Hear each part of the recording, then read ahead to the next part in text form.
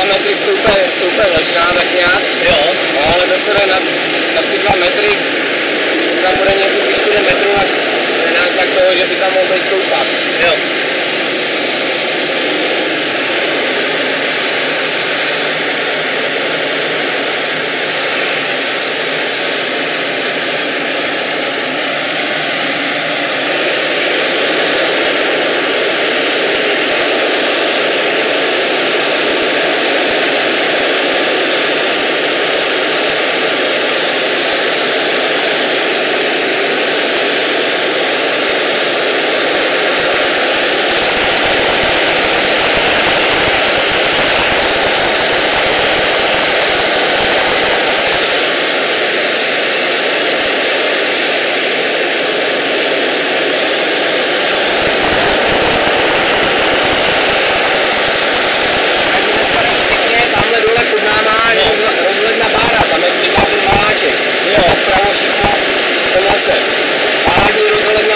Už to vidím.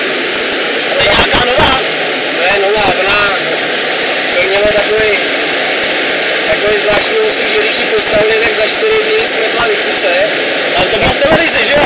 No, tak potom jsme měli konstrukci, no, postavili ji znova, no, tak tahle už nespadla, to už je v pohodě, že to byla nějaká tady geniální dřevěná konstrukce. Že to bylo dřevěný, no, to bylo v televizi, jak to spadlo.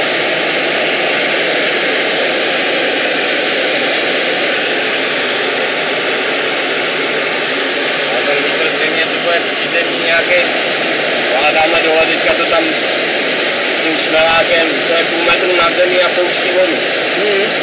Ale ono to dělá takový, ta vrtule to rozhání a to je úplně nádherný, jo. Ale tak tohle máte lepší, když to vezmu. Já si myslím.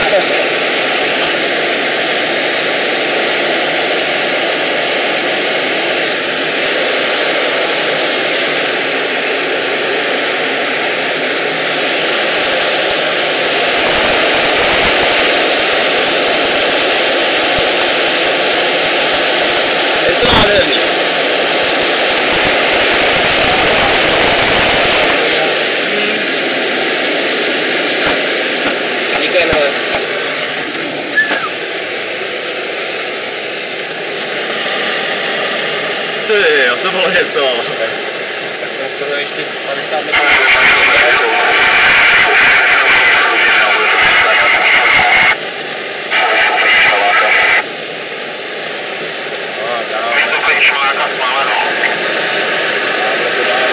To vypadá termická zatáčka. Tak to je bomba.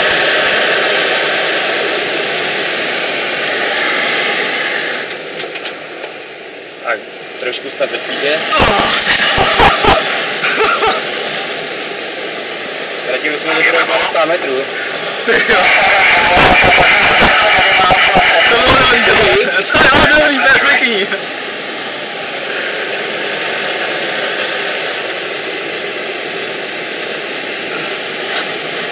Ještě, když nevytratím rychlost.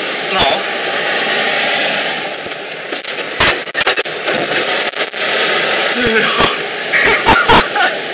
To je perfektní. A to jsou jenom to, a to děláme, když si tady někdo zaplatí do 1000 metrů, no, tak uděláme i vrtku s ním. To je paráda. A to dají se i souraty a to jenom, že teď to na tom zakázali, na těchto letadlech. Jo. Třeba nějaký problém v Rakousku a tohle to jinak vidím. No. Prosím? Odkud jste? Já ještě nerozumím. Odkud jste? Z Benešova. Z Benešova? No. Oj, tam máte, nesvačili. Tam máte velkou leteckou školu. No.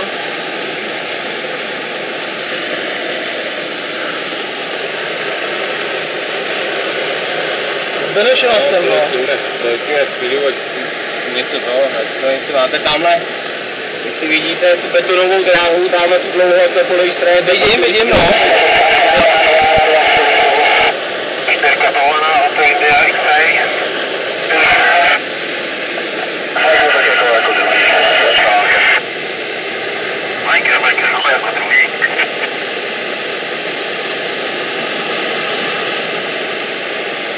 Kurýho se tam planíku naletěla jipát. Já letěla s tu 23 s tím žlutým modlíkem, co máme v tom. A no. to je jsem na něj zapomněl, na chudáčka úplně. No, 400 metrů už jsem.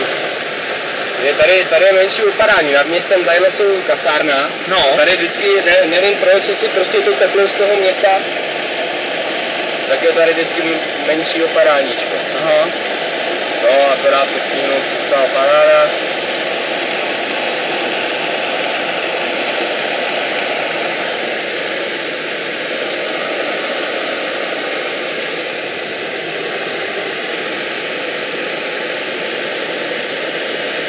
Tak uvidíme info 5710, bude to návrat z prostoru a zařazení do druhé zatáčky levé pravého okruhu dráhy 06. Pravého 06, no.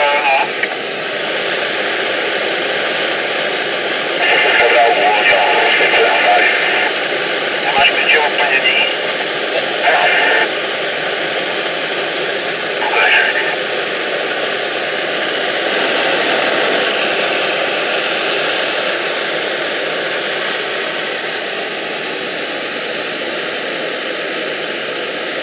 Dobrý, ono je dneska klídek, tak to nejde. No, akorát musíme po tom větru, akorát, že ono to sfouká, ale fouká mírně z boku, jak je to takový, jsme se nepřibližovali moc v řadě.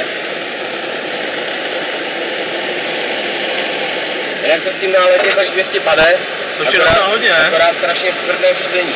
Tam je to, a takhle lítáme do průletu, třeba když se někdo vrátí z přiletu nebo to, tak nemělo by se to, ale že se svezem do průletu. Tady jsou 50-70 a je to po větru, z podvozek jsou zajištěn. Proč je pořadí 1?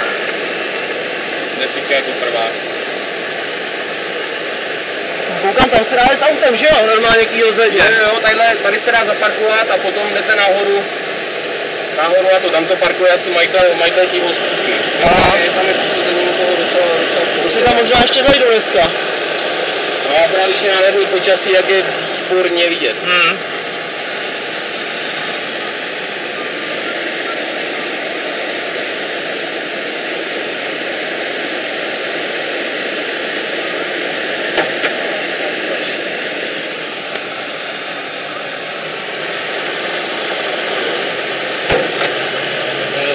Taky vysunu.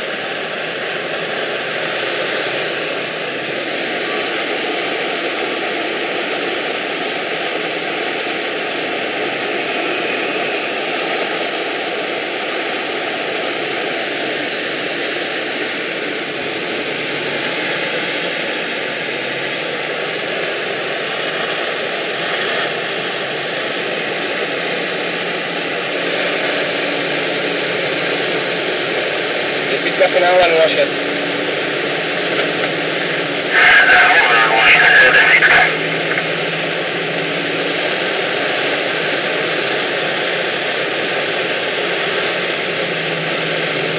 Děláme si to, vám zrovna ukážu přízemní efekt. No. Tak poletíme krásně přes půl dráhy nad zemí. Dobře.